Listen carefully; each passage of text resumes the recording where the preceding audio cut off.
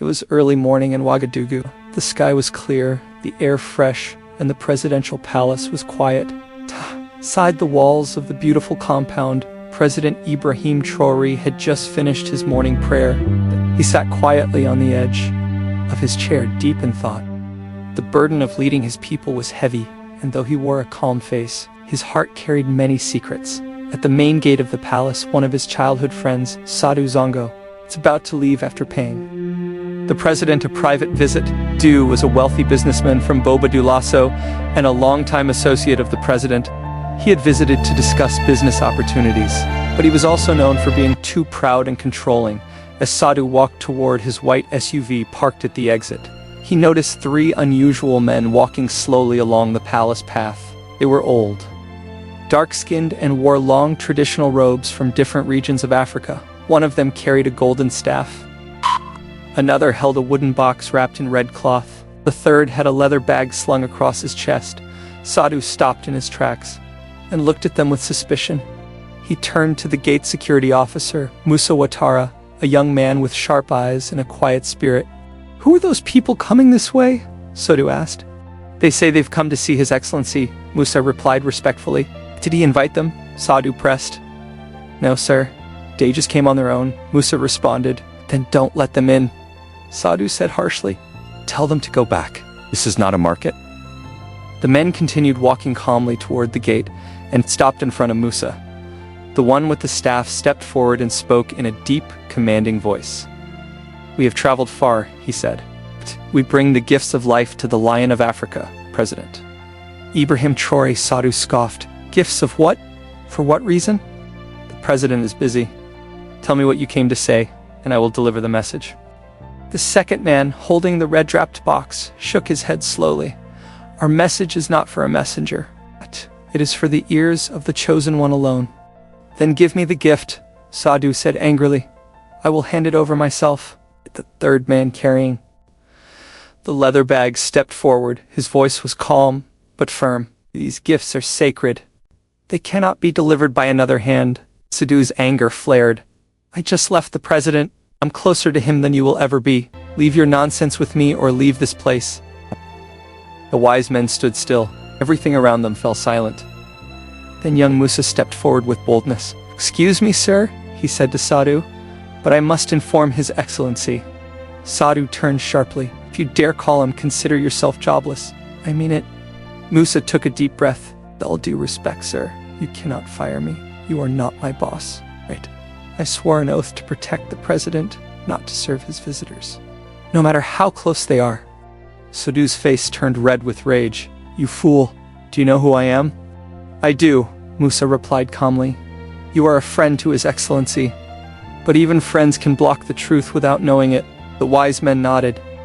In silence, the second one spoke softly. "Courage is found in small men, but fear hides in big coats." Sadou looked confused and irritated. "This is foolishness." Musa turned and made the call on his walkie-talkie. "Gate 1 to Palace Command. 3 men are at the gate. They claim to carry a message and sacred gifts for His Excellency, requesting guidance." After a short pause, the reply came, "Let them in. The president is waiting." Musa opened the gate slowly. Gato stepped in front of the men. "I said, you're not going anywhere." But the 3 men walked past him as though he was a shadow. Of them whispered as he passed, "When jealousy blinds the eyes, even the moonlight becomes fire." Sadou stood frozen. A strange fear crawled up his spine. Something about these men was not normal. He watched them walk toward the palace steps. At the top of the steps, President Ibrahim Traoré stood waiting. He had received the call, and something in his heart told him these men were not ordinary. As they reached him, the 3 men bowed. "Lo, we bring sacred gifts to protect you from the hidden knives around your throne," the first man said. "Who sent you?" the president asked calmly. The man with the leather bag stepped forward and opened it carefully. Cloth inside. "We are sent by the voice of destiny," he answered, "because your enemies now were the faces of friends inside the palace." Sadou paced back and forth nearby, confused and angry. Inside, the 3 wise men placed their gifts before the president. Anna explained them. golden staff was for unshakable strength to stand firm, even when the earth beneath shakes with betrayal. The wooden box held a mysterious black stone to see beyond smiles and detect lies, even when they are The leather bag contained sacred dust from the river, Ava origin, to connect the president to the spirits of the ancestors who once ruled in truth. "Why now?" Traore asked softly. "Because the poison is close," said the second man. "And the snake is in your circle. The most dangerous enemy is the one who calls you brother while sharpening a knife behind your back," added the third man. Without another word, the three wise men turned and walked away. As I passed through the gate, the man with the golden staff looked at Musa and smiled. "May your eyes always see what others ignore." Minutes later, Sadhu stormed back into the palace. His face was hard, his voice sharp. "Rahim, those strange old men do. You know what they said? They claimed they brought you gifts of life. Let me see them." "I'm sorry, Sadhu," the president said softly. "The gifts are not for public eyes. They were meant for me and only me." Sadhu's smile faded. "But we're friends, best friends." "Of course you are my friend," Traore replied. "But this is different. I must protect them." Sadhu's hands clenched. "So that's it? You don't trust me anymore?" "I didn't say that," the president replied. "But I will not break what I was instructed to do." Sadhu turned sharply and left, his face full of silent rage. Traore watched him go, unease settling in his heart. That night, as the palace slept, Traore dreamed. He stood in a dark open field under a cold wind. The three wise men appeared again, glowing softly. "Be careful with who you call your friend," said the one with the golden staff. "Wait. A handshake can hide a knife," said the one with the red box. "Stay away from Sadhu," said the one with the leather bag. "His heart burns with envy. His eyes are dark with betrayal." The next morning the president looked at Sadhu differently.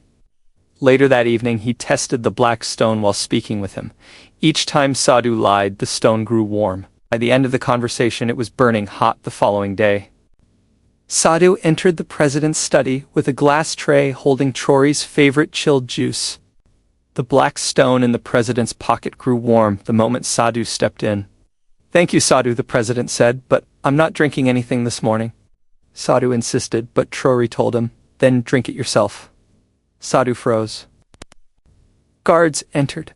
"Drink it, sir," one ordered, "or we will consider it an attempt on the president's life." Sadhu's hands trembled. He dropped the tray and fell to his knees. "Okay, I'll talk," he cried. "Ah." He confessed his jealousy and dark intentions. The president's voice was heavy. "I truly believed you were my friend. I trusted you with my food, my secrets, my home, and you brought me poison." The guards took Sadhu away as he whispered for forgiveness that night. The wise men appeared in the president's dream once more. "You have seen it for yourself," said the one with the staff. "You called him friend," said the one with the box. "But even fire comes wrapped in light. Not everyone who hugs you wants you alive," said the one with the bag. "Thank you, Traore," said you saved my life. "You did not save your life," replied the first man. "Your courage did. You listened, you watched, and you acted." Their final words echoed. "Your enemies will never stop trying, but now you are not blind." When Traore woke the next morning, he picked up the black stone and held it tightly. That day forward, he never took anyone's word at face value again. He listened to their words but watched their hearts. The gifts of the wise had changed everything.